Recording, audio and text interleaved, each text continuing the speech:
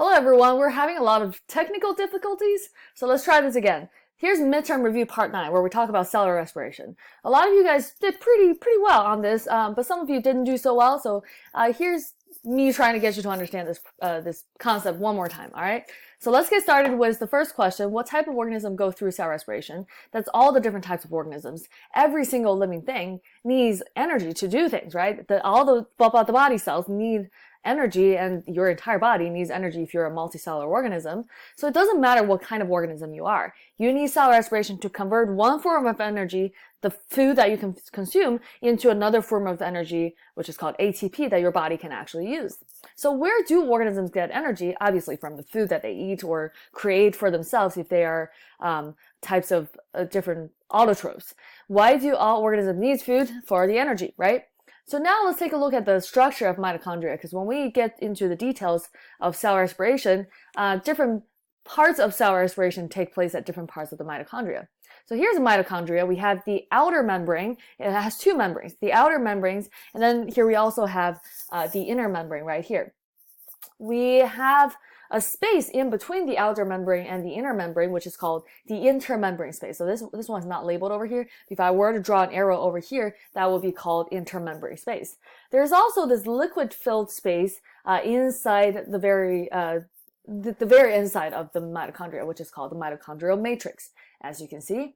And then there's also something called the cristae. Those are just the folds on the inner membrane of the mitochondria. And these folds, right, which is really just the folds of the inner membrane. So cristae is kind of a more complex structure of the inner membrane itself. Moving on to the next question, why do macromolecules differ in the amount of energy they contain, right? So when you think about it, all cell respiration goes through glycolysis, and anaerobic respiration also goes through glycolysis. And then if you're doing regular aerobic respiration, you will do pyruvate processing, Krebs cycle, electron transport chain. We often use the example of glucose as a starting material, our initial reactant. However, you know that eating sugar is not the only way of getting energy, right? You could eat butter if you really wanted to. You can eat chunks of butter, I guess. But you can have proteins and fat, which both gives you energy, right? And you know that they're very fatty. They have a lot of calories. So what happens is that different types of proteins have different amount of amino acids that they can break down, and these amino acids can come into the cell respiration process and produce ATP as well. But because different types of proteins have different numbers of bonds in between these amino acids, and the bond types could also be different, right? So the bond type between protein and the bond types in fatty acids and glycerol, which is from fat, those different types of bonds and the different numbers of bonds is really what gives you different macromolecules in terms of the amount of energy that it contains. Because when you break the bonds, you release energy, right? Moving on to when we say cell respiration, this is a controlled process. And we say that is a controlled release of energy. Excuse me. So what does that mean? A controlled release of energy means we're releasing the energy slowly, and we're releasing it wherever we want, whenever we want. So although your entire body needs energy all the time, our body would actually store away a lot of the energy for when you're not eating or when you're not able to get food, right? So cell respiration allows this slow release of energy instead of, in comparison to burning a marshmallow, all the energy is released in the form of light and heat. So that is an uncontrolled release of energy, and this release of energy is really fast. This is not very helpful for us because we're going to get rid of all the energy too fast, right? You need to save it for later when you need it. The next one is when we talk about cell respiration, we need to look at the overview. What is the overall equation of cell respiration? You need to be able to write out this equation. So most of you guys can get it right or mostly right. So something to pay attention to is that cell respiration, the purpose of it is to transform one type of energy, such as the energy trapped in the bonds of glucose, into another type of energy, which is ATP, that your body can use.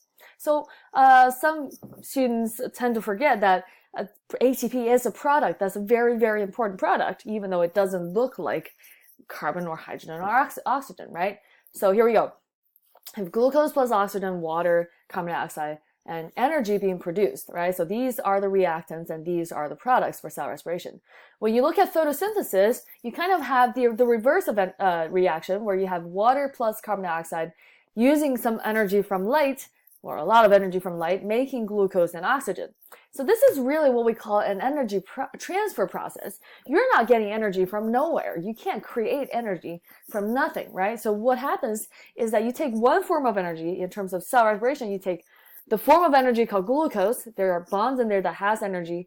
You break the bonds, release the energy, take that energy in by ATP, and then you break the bond in the ATP again and take that energy somewhere else, right? In comparison, for photosynthesis, we have this input of energy of light. Light comes into photosystem too, blah, blah, blah. And then you have this formation of another type of energy, which is glucose. So we're trapping the energy coming from light into the bonds in glucose. So what is the relationship between the two? The product of cell respiration is the reactant of photosynthesis, and as in comparison, the product of photosynthesis is the reactant of cell respiration. The next one is, how does the process of cell respiration maintain homeostasis? Okay, so cell respiration makes ATP, and ATP is really important because it's in charge of all the cellular activities. That's why it's important. The bond between the phosphate groups of ATP holds energy, right? The second and the third phosphate group in ATP, this bond right here, holds energy. And when you break this bond, energy gets released.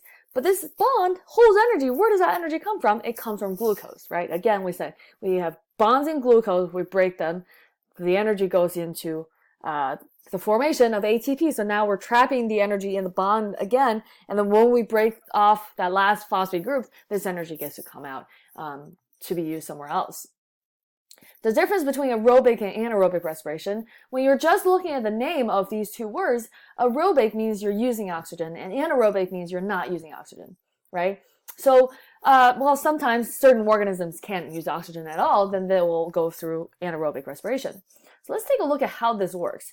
During aerobic or anaerobic respiration, there's a common step for all of them. This is called glycolysis. So if you can remember, right, let's take a look right here. Glycolysis has an input of 2 ATP to get the process started, but in the end, it makes 4 ATP. So you really have a net gain of 2 ATP, right? You're gaining 2 ATP. That's what you're getting out of glycolysis. So all the different types of respiration does it, but then if you're going through aerobic respiration, you will take the NADH and FADH2, all those electron carriers, and the energy and the high energy electrons, all the way to the electron transport chain and chemiosmosis to make a lot more ATP out of this one glucose.